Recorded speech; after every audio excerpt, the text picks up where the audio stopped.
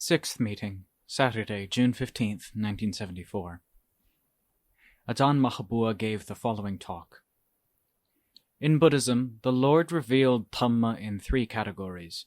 These are 1. Pariyatti, this being the process of learning so as to gain knowledge and understanding in the methods of practice. 2. Patipatti, after studying the way, we turn to do the practices which the Lord taught. 3. Bhattiveta, that knowledge which is the successful result of the practice in which one knows clearly and penetratingly throughout. Unlike nowadays, when monks are taught to pass exams of grade 3, grade 2, and Pariyan, in the time of the Lord Buddha, the Sāvakas were not taught a great deal by the Lord. Instead, they learned by practicing meditation. Those who knew the Tipitaka were many, but they got no diploma to boost their vanity, only knowledge and understanding that enabled them to go further and further in the practice. The Lord Buddha taught every Sāvaka to contemplate hair of the head, Gesa, hair of the body, Loma, nails, Naka, teeth, Danta, and skin, Tacho, which are things that we all have in our bodies. But by ourselves we are incapable of realizing that these things arise and cease continually, always changing in accordance with the truth of what they are. The Lord taught the Sāvakas about this so that they would know the truth that these parts themselves display. When these things reveal themselves as having an unpleasant, repugnant nature, then discontent arises. But mostly people don't see this, so they grasp hold of the body and consider it to be a treasure that they must adorn, take care of, and look after all the time. The Lord Buddha taught body contemplation so that we should not feel worried and anxious when the body starts to function abnormally and go wrong. Gesa, Loma, Naka, Danta, and Tacho have inherent within them the characteristics of continual change quite regardless of the status of our birth, social level, or skin color. Those who study them will get to know them truly because they are attached to our bodies. Birth, old age, change, and uncertainty cause dukkha and hardship in the hearts of people. For that reason, the Lord Buddha taught every member of the Sāvaka Sangha the 5 Gammartana and sent them off to the forest to study Gesa, Loma, Naka, Danta, and Tacho, contemplating them one by one, first in the forward order, Anuloma, and then in the reverse order, Patiloma. The Sāvakas went to practice in mountains, caves, and cliffs, wherever it was convenient and peaceful for them to work, taking up these 5 Gammartana as the basis for striving, until clear knowledge arose of both the body and the citta. Pariyatti refers to what we learn from the Lord Buddha that enables us to get rid of stupidity and dullness in regard to those things which we have in our own bodies. Bhattivati refers to the practice of sitting in samadhi, walking jangama, and investigating the above 5 things, which are like a grindstone for sharpening wisdom to make it become keen and strong until it comes to know the truth about the body. When wisdom is practiced correctly, skill and cleverness develop in the heart. Even samadhi develops, making the heart calm and cool. These are the results that come from practicing correctly. Bhattiveta refers to clear knowledge that penetrates into all the Dhamma truths, Satya Dhamma, until it reaches Vimutti, total freedom. All 3 of these factors are necessary in association with each other, so they cannot be separated out from the beginning of the path to the end. Those who intend to get results from Dhamma should practice all 3 without being deficient in any of them. Then the results will be clearly evident and always satisfying. The Dhamma that the Lord Buddha taught has not changed from his time right up to the present time. We who practice should understand that this teaching gives us knowledge of how to practice in regard to the body and the citta at times when hatred, desire, anger, and delusion arise. These things are sure to arise countless times in our lives, making us feel agitated and discontented. This happens because we are not circumspect and guarded in relation to the thoughts and imaginings of our minds, so we must learn to know which actions give rise to bad effects and which give rise to beneficial ones. The practice of Buddhism, therefore, is a way of meditation focused on our own minds for the purpose of developing calm and coolness inside. The more we practice Buddhism, the greater the benefits, which is appropriate for a religion that teaches people to be clever in guarding themselves so as to get free from danger. Questions and answers. First question. Man 1. What you explained yesterday about the citta being something that does not die leads me to understand that the citta is the same as the soul. Please, would you elaborate on this point a bit more? Answer. What is the soul? Man 1. The soul is the one that must associate with God. Each person has one soul. When a person dies, the soul waits for God to judge it, and is then sent to either heaven or hell. Answer. Citta, or mano viññāna, is the one who knows. It is also referred to as the heart. As for viññāna, the consciousness which comes from the impact of sensation through the eyes, ears, nose, tongue, body, and mind, it arises in association with these things, and then ceases. This is what is called viññāna in the 5 khandhas, and is different from the citta.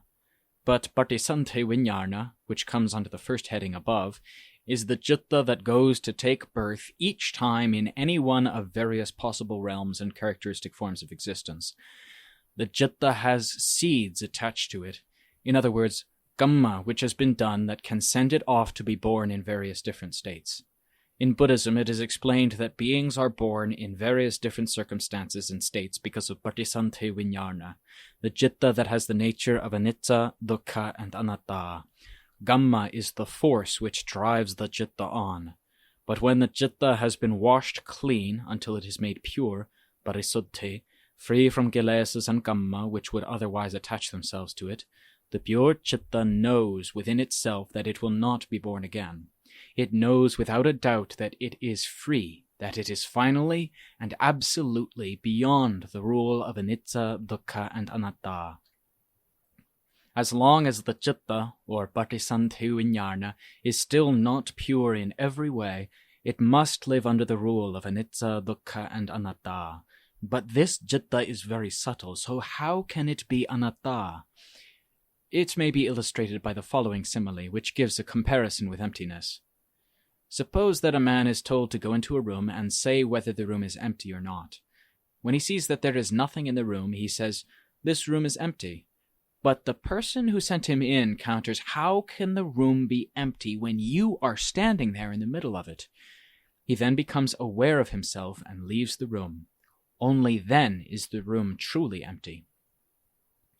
The citta which gets rid of attanudirte, belief in self, entirely, has nothing mundane or relative left in it at all. Therefore it is said to be an empty citta, or a citta that is pure throughout. Since atta and anatta no longer exist in the citta is absolutely free from conditions of both atta and anatta. Second question, woman 1. What is dukkha? Answer. Dukkha exists in all living beings. Speaking from the standpoint of Dhamma, dukkha is the truth that everyone experiences. But our hearts do not see what the truth is, so we continually negate the true nature of dukkha. The deluded citta does not know the truth of dukkha, so when we search for a way to cure it, we cannot find a cure for it by ourselves, because we do not know the root cause of dukkha. Then dukkha becomes so much a part of us that we have dukkha all the time, regardless of whether we understand what it is or not. As to your question, what is dukkha? Please examine dukkha carefully at those times when dukkha arises in you. Dukkha exists in everybody, without exception, so who better to ask about dukkha than the one who experiences it? When you practice the way that the Lord Buddha taught, you will come to know these things. Buddhist practice is the only way to understand dukkha with certainty. Third question, man 2. What is intuition? For example, sometimes I have a problem and I cannot think out how to overcome it. Then I go to sleep, and when I wake up, the answer to the problem comes of itself, and it is the right way to overcome it. Answer.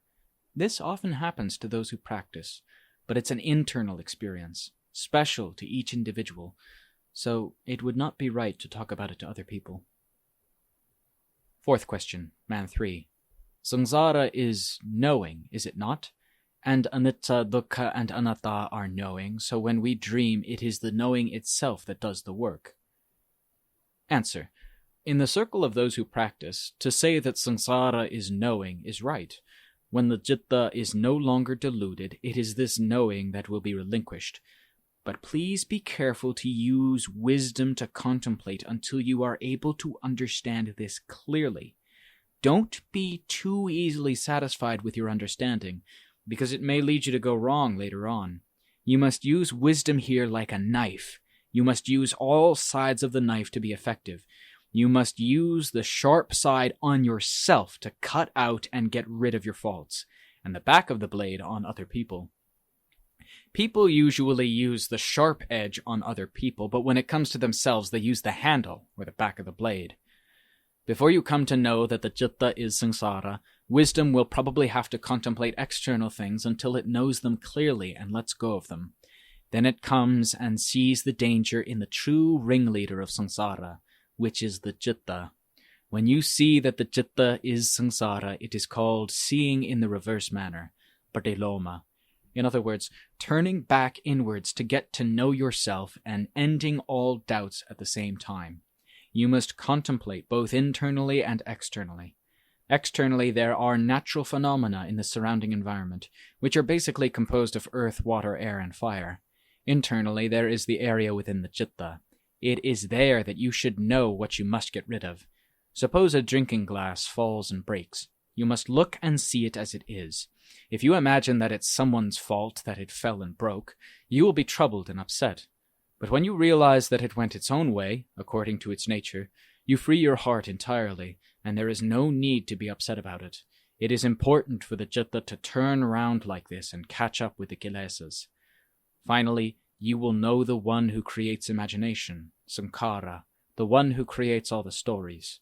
When seen with profound wisdom, the stories cease forthwith and no longer follow on from one another, building a series of thoughts branching out wider and wider. Discussing the essence of Dhamma today has become more and more interesting for all of us, but there should also be something about practice. What is practice? It is that which brings you good results by letting you know and see fully. When those who practice report to the teacher and tell each other of the results they have attained, they can correct their faults, which gives them clarity and confidence. Each person who practices gains results according to the basic nature, bhumi, of his citta and his Dhamma, which differ from person to person. So the teacher has to give explanations continuously to encourage those who practice so that they can strengthen their resolve. He knows the results that he has attained for himself, and those that the pupil has attained by practicing in the same way to be essentially the same. Because the teacher who knows clearly has already gone the whole way, he is able to talk the pupil into penetrating through and letting go of everything, until the pupil also penetrates through and gains freedom. Buddhism is not Mokkaraja, a useless kingdom, but it is genuine and true and fully capable of giving release from dukkha. I would like to explain this to you so that you understand all the reasoning, but I have no way to do so because my command of English is no good, forcing me to speak through a translator. Concerning vimutti, release or freedom, the Lord Buddha revealed it fully, because the Lord knew it truly and the sadhaka arahants also knew it in the same way.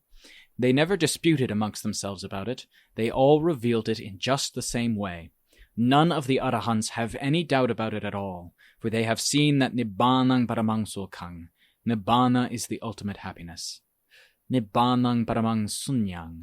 All of us know emptiness, sunyata, in the way that people in the world generally understand it, meaning that everything has disappeared. It is like this glass tumbler here. If someone takes it, or if it breaks, we are then empty of this glass. This is the way the conventional world, sammuti, sees it. But emptiness in the manner of vimutti, as was known by the Lord Buddha and the Sadhaka Arahants, is of a different kind. The ordinary person has never seen the happiness that comes from emptiness. So, in spite of the fact that the Lord Buddha always taught true things, we are bound to be doubtful and deny it. For our hearts, which are still not pure, cannot yet accept it and have not reached an understanding of it. The citta which is still false is not yet likely to accept true things as its objective support, aramana. It is like excellent food, well prepared, that drops on the ground. We do not like to eat it. The Dhamma of the Lord Buddha is pure, but if a person's citta is dirty, it cannot accept Dhamma in a good way. When the Citta and the Dhamma are both pure, they blend well together. So none of the Arahants had the slightest doubt in regard to the Vimutti that the Lord Buddha constantly taught. Fifth question, Man 4. The belief in self, where does it come from? Answer. It comes from ourselves.